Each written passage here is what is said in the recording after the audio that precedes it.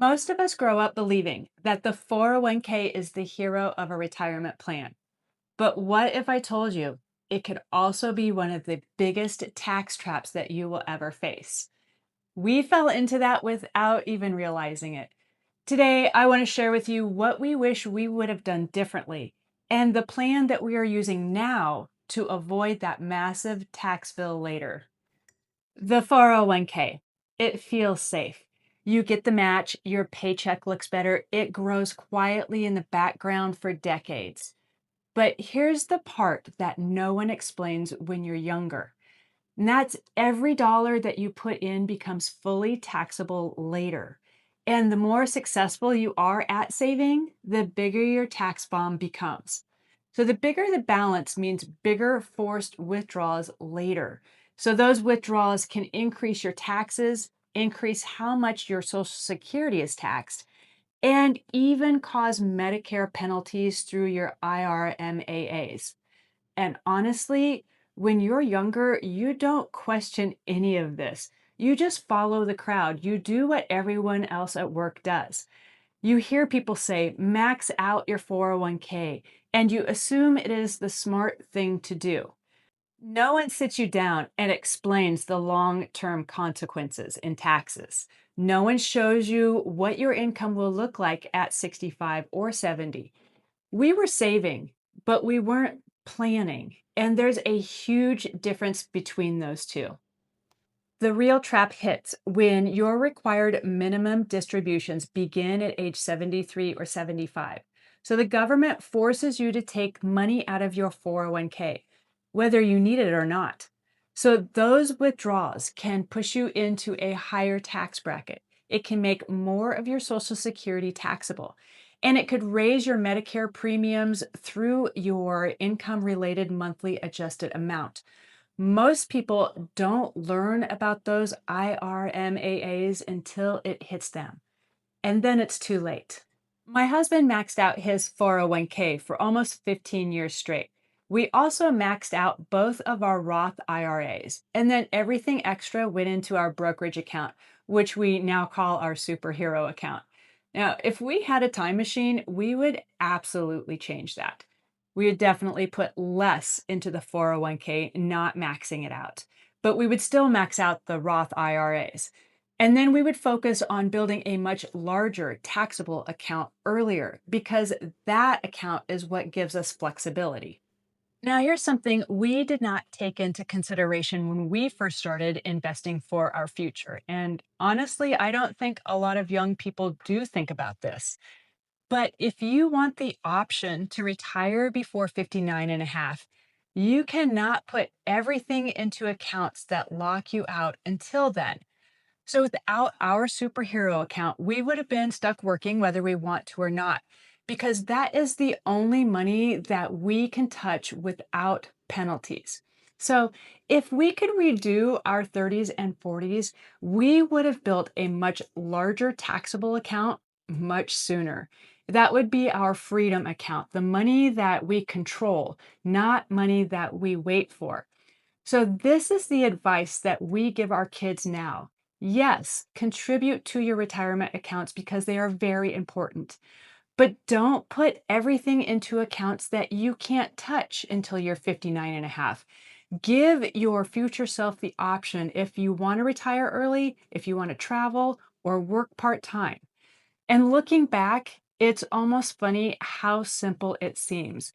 We were so focused on doing the right thing, contributing to our retirement accounts, that we never stopped to ask the bigger question: when do we actually want to retire?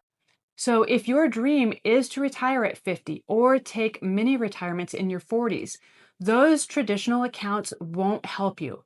A taxable account gives you that freedom to make those choices. And here's something very important: not everyone has access to a 401k. I didn't. I was a stay at home mom. And I also worked part time for a small company that didn't offer anything like that. So building a taxable account wasn't optional for us, it was necessary. And it ended up being one of the best decisions that we have ever made. We didn't know it at the time, but this account was going to start us on our way to our superhero account. So, for the last 5 years, we stopped all 401k contributions and focused entirely on our superhero account. And we grew that to over $400,000. So, that gives us control over our income, control over our tax bracket, and control over when and how we pull money from the 401k. And who knows, we may pick up a small side hustle that we enjoy in our early retirement, which could let us withdraw even less and stretch this account even further. Now, starting in 2027, we will begin converting part of the 401k into a Roth IRA every year. Because our income will be intentionally low thanks to our superhero account, our conversion taxes stay low too. And that Roth money grows tax free forever. No RMDs, no surprise tax bills, just flexibility. And here's another strategy that we are considering. So, when my husband turns 59 and a half, we could start taking some intentional withdrawals from his 401k. So, this could help us in three ways. One is that it could reduce the size of the 401k before RMDs. Number two is that it will pull less from our superhero account. And three is that it's going to stretch both buckets longer. So, retirement planning isn't an all or nothing. You can build strategies and you can choose your own path instead of being forced into higher taxes later. Here is something else that shocked us, and we didn't think about this too much, but if we leave our money in our 401k alone for the next 10 years at 5 or 6%, that almost doubles, which sounds really great, right? But so does the tax burden. So a bigger account means bigger RMDs. Those bigger RMDs mean higher taxable income. And a higher taxable income means more taxes on Social Security and potentially thousands more in your Medicare premiums throughout your IRMAAs. Of course, there are more tax saving strategies out there that most people don't think about, including ourselves. We didn't know about most of this stuff until we started doing some research. So you can start filling the 12% tax bracket every year. You can also delay Social Security to create more low income years. You can also start using the standard deduction to take some of that 401k withdrawals tax free. Also, staying under your IRMAA thresholds. And I want to say this too, that everyone's retirement looks different. Some people want to travel full time. Some people want to stay home with grandkids. And some people want to work part time because they enjoy it. So your tax strategy doesn't have to be perfect.